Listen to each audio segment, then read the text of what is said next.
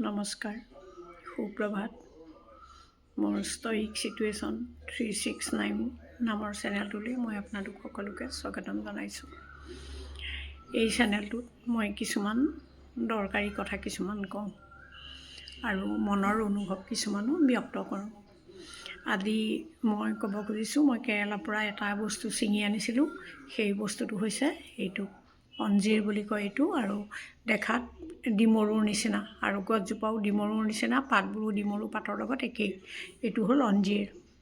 এইটো শুকাই গ'ল, আহোঁতে কেঁচা আছিলে, সেউজীয়া আছিলে, আৰু এতিয়া এসপ্তাহৰ পাছত এইটো শুকাই গ'ল। আৰু এইটো ঔষধৰ দোকানবিলাকত চকল চকলকৈ কাটি থয়, চকল চকলকৈ কাটি চিলাই থয়।